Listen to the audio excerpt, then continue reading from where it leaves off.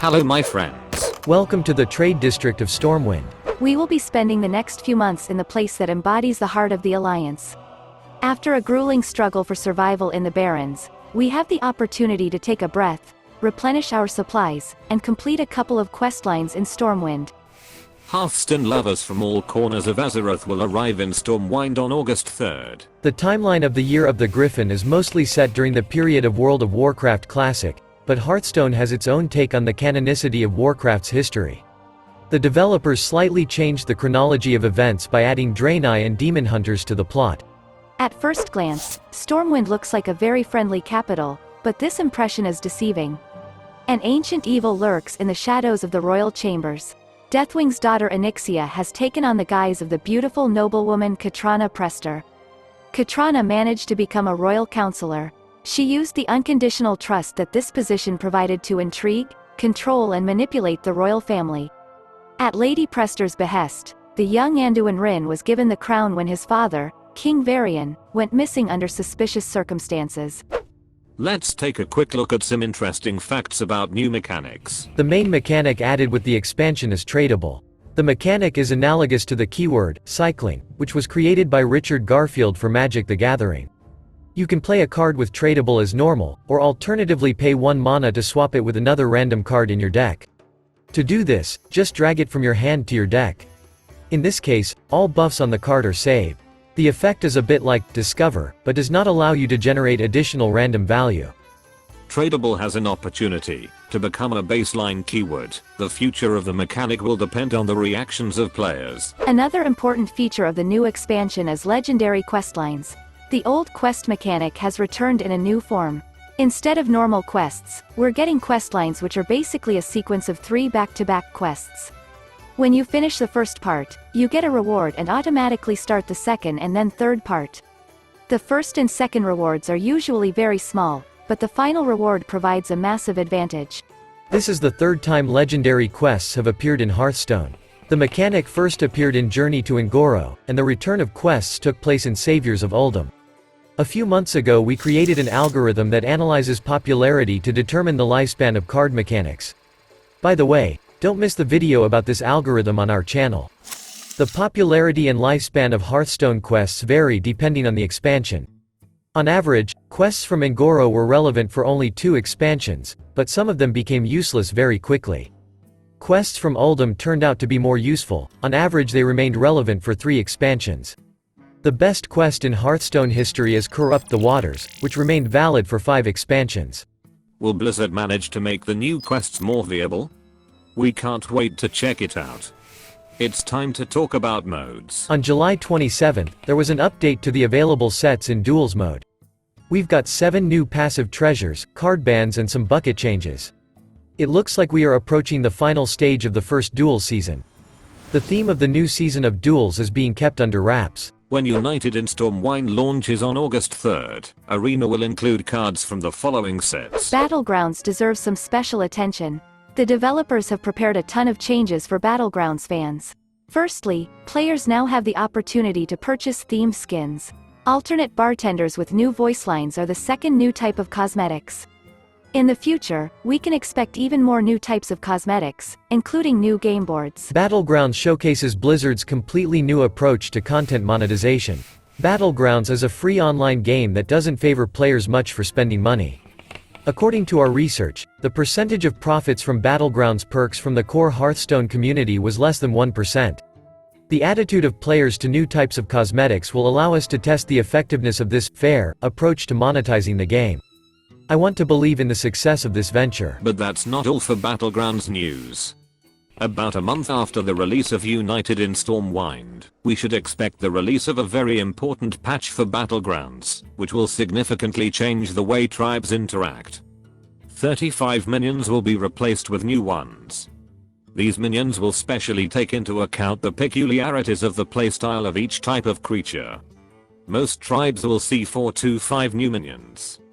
In addition, the patch is going to make new heroes always appear in Battlegrounds lobbies, which should increase your chances of seeing them in the game. There are no specific plans for the development of the classic mode yet, but developers are discussing the possibility of adding a new set.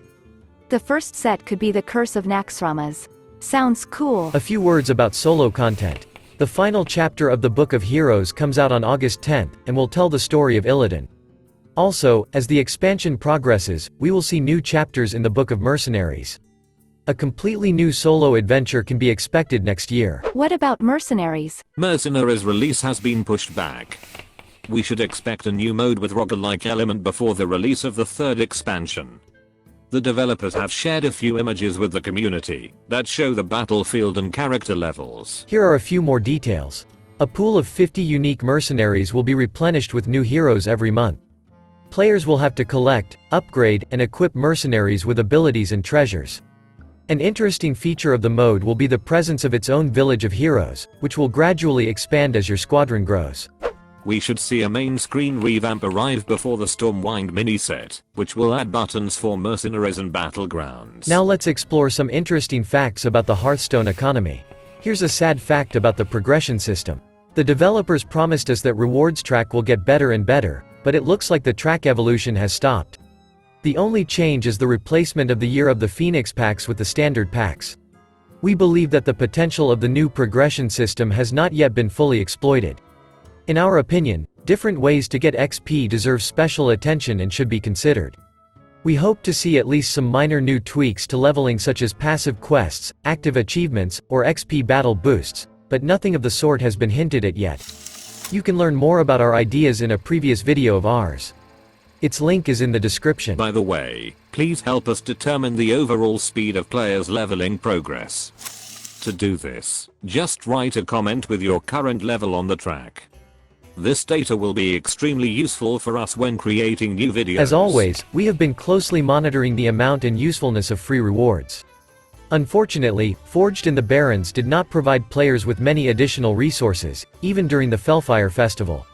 It looks like some useful rewards and avenue been moved to the rewards track. In other words, things we thought were improvements to the track turned out to be resources that were moved from event rewards. Unfortunately, the big patch for United in Stormwind prematurely stopped rewarding XP bonus for Forged in the Barrens gameplay achievements. The cost and amount of loot for pre-purchasing has remained essentially the same. You can purchase 2 bundles for $50 and $80, but this time the Mega Bundle has an additional bonus, the Venari Alternate Battlegrounds Bartender. From a collectible point of view, the regular $50 pre-order remains the best deal. For each $1, you will receive resources equivalent to 1.6 packs. By making this purchase, you will receive 35% of the expansion collection. By making the Mega Bundle purchase, you will get 1.3 packs per $1 and 47% of the expansion collection. Here are the statistics for the percentage of people who have purchased bundles, depending on the expansion. Based on this data, we determined the average amount of money each player, even free-to-play players, spends on pre-orders. Please, help us complement these statistics with data from United in Stormwind. To do this, simply answer the question on our community tab. If you want to get a complete collection of cards as quickly and cheaply as possible, you should open 226 packs and then pick up all non-golden rewards up to the 50th track level. Free legendary cards and other non-gold rewards from the track will allow you to get a collection of cards much cheaper. By the way, all of our epic sponsors will once again have the opportunity to find out their pack's value and luck level. We even slightly improved our algorithm. Gold cards will now have less impact on the final result. You can find more information on our community tab. Midway through the Stormwind expansion, we'll see the release of a mini-set that will include an additional 35 new cards.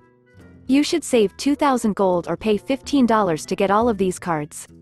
Also, don't forget about the opportunity to get almost all common and rare cards for free. To do this, simply save the Stormwind packs, received in the rewards track, as well as the packs received as a reward for ranked play, and use them when the mini-set is released. The new Tavern Pass offers us 10 new skins, a golden non-disenchantable legendary card, a card back, an XP boost, and Diamond Variant King of Stormwind.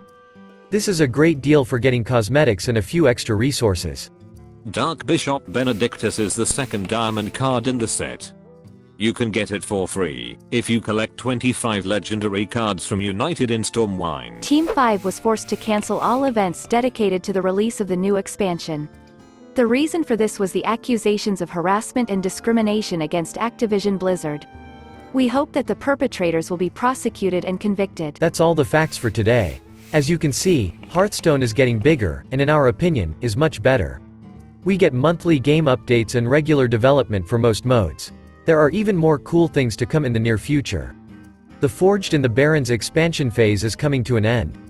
This is a great time to think back on Hearthstone's growth. We ask that you evaluate the state of the game as a whole over the last 4 months. Share your opinions in the comments, and look for the poll on our community tab. We will be extremely grateful to you for liking and subscribing to the channel as well as for turning on all notifications using the bell icon. You can also join our squad of loyal patrons and help us create new videos. Dear friends, from all of my robotic heart, thank you so much for any kind of support. Alright, that's all for today. Thank you for being with us. And special thanks to Chris for his invaluable help. We will definitely meet in a new video. Good luck.